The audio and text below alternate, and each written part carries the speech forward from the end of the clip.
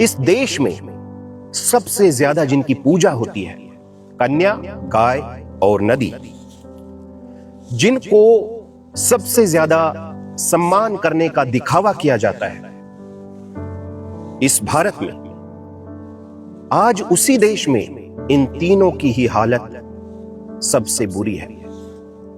कन्या देख लो, एक तरफ तो उसे देवी का रूप बताया जाता है, लेकिन कन्या के साथ ही, स्त्री के साथ ही, औरत के साथ ही, नारी के साथ ही सबसे ज्यादा अपराध किए जाते हैं।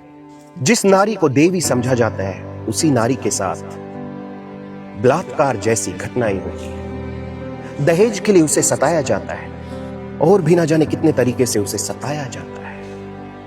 ये तो थी बात कन्या की। उसके बाद गाय, ये अच्छी बात है, गाय का सम्मान करते हो, बहुत अच्छी बात है। मैं कहता हूं गाय के साथ साथ सभी जीवों का सम्मान होना चाहिए। गाय तो पूजनीय है ही, लेकिन ऐसा नहीं है कि बाकी जो जीव हैं उनमें जान नहीं है, उनमें भी जान है। भैंस के अंदर भी, बैल के अंदर भी, ऊंट के अंदर भी, बकरे के अंदर भी, मुर्गे के अंदर भी, मछली के अंदर भी, हमारे अंदर भी, सबके अंदर जान है। और किसी को सताया जाता है, किसी को काटा जाता है, मारा जाता है तो सभी को दर्द होता है। तो ये अच्छी बात है कि गाय को सम्मान देते हो, लेकिन बड़ी ही विडंबना का विषय है कि जिस गाय को इस देश में पूजा जाता है वो भूखी रोडों पर भटकती फिरती है। कौन है उसकी सुध लेने वाला? हाल ये तक हो जाता है कि वो गाय भूख के मारे कचरे में जो थैली पड़ी रहती है, पॉलीथीन, जो प्लास्टिक की थैलियां होती हैं, उन्हें खा जाती हैं और इसके बाद पूरी तरह से उसकी बॉडी में इंफेक्शन फैल जाता है और वो गाय तड़प तड़प के दम तोड़ देती है। गाय की असली पूजा इस देश में तब मानी जाएगी जब सड़क पे एक भी आवारा गाय नहीं दिखेगी, उनको प्रॉपर ठिकाना मिल जाएगा, कोई गाय दुबली पतली अवस्था में नहीं मिलेगी, तो मैं समझूंगा कि इस देश में गाय को सच में ही माता कहा गया है और सच में ही माता के रूप में उसकी पूजा की जा रही है। केवल माता, गौ माता बोल देने से काम नहीं चलने वाला है। जैसे वचन में आप उसको माता बोल रहे हैं, तो कर्म में भी माता वाला काम होना चाहिए, उसके साथ अच्छा सलूक होना चाहिए। लेकिन इतने मतलब परस्त लोग हो गए हैं, इतने अवसरवादी लोग हो गए हैं। लोग क्या करते हैं कि जब तक दूध देती है तो उसको घर में रखते हैं, और जैसे ही दूध देना बंद हुआ तो वही गाय रोड पर नजर आती है, सड़क पर भटकती हुई नजर आती है। क्या यह अवसरवाद नहीं है? जब तक वो दूध दे रही थी तब तक तो उसको आपने प्यार दिया, और जैसे ही उसने दूध देना बंद किया उसको ऐसे हाल में छोड़ दिया। अरे मौका परस्तों, मतलबी लोगों, तुम उसके बछड़े का दूध भी पी गए।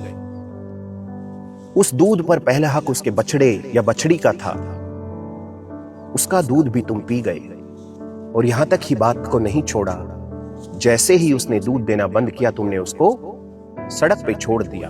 अब वो भटकती फिर रही है।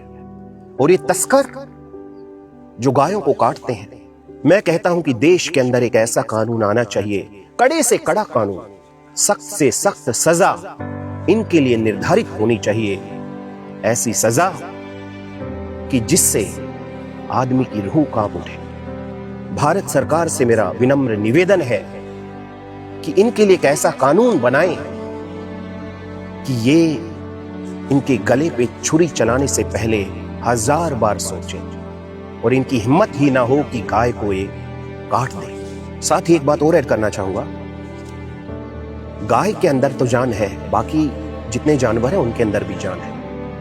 मुर्गा हो गया, बकरा हो गया, मछली हो गई, अरे भाई क्यों खाते हो? इनके अंदर भी जान होती है, मत तड़पाओ इनको। और जो तुम ये कहते हो ना कि यार बड़ा मजा आ रहा है मांस खा के, तो भाई ये मांस का मजा नहीं है, ये उसमें लगे मसाले का मजा है। मैं तब तुमको जानूं जब तुम कच्चा मांस खा के दिखाओ, खा ही नहीं पाओगे, मजा तो मसाले का है। समझे बात को? तो ये जीवों पर अत्याचार करना बंद कीजिए।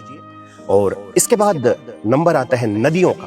गंगा, जमुना, सरस्वती जिनकी हम पूजा करते हैं, यहां के मैल को नहीं धोया और बंदा चल दिया नहाने गंगा नदी में, यमुना नदी में, सरस्वती नदी में। अरे भाई भीतर का घट साफ करो ना, बाहर का साफ करने की जरूरत नहीं है आपको, अगर भीतर का घट आपने साफ कर लिया। एक बात और बताना चाहता हूं मैं आपको, कई उत्सव होते हैं, त्योहार होते हैं, पत्थर की मूर्ति, पीओपी की मूर्ति, प्लास्टिक की मूर्ति या किसी भी चीज से निर्मित मूर्ति को पानी में सुहा कर दिया जाता है, बहा दिया जाता है।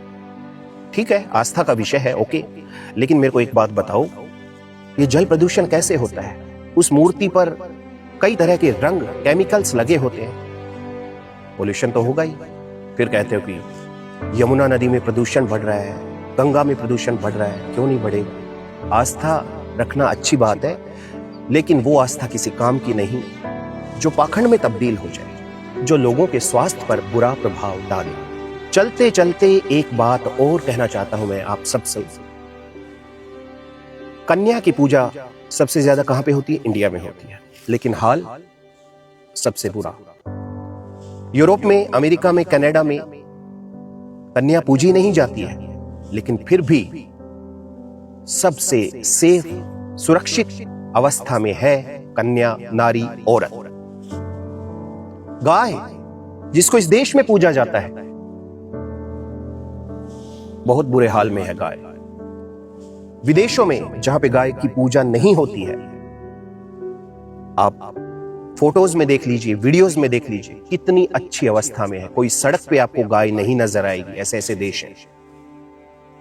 हमारी यहाँ की जो सड़कों पे भटकती हैं गायें, वो तो बहुत ही दुबली पतली अवस्था में होती हैं, और आप वहां की गायें देखिए, हष्ट पुष्ट, तरोताजा।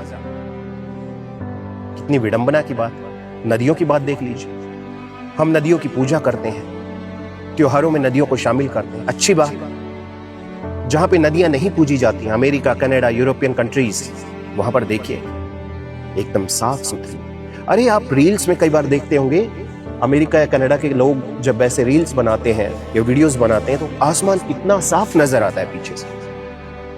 यहां पे आप बनाइए, आसमान क्या पूरा ब्लैक ब्लैक दिखाई देता है।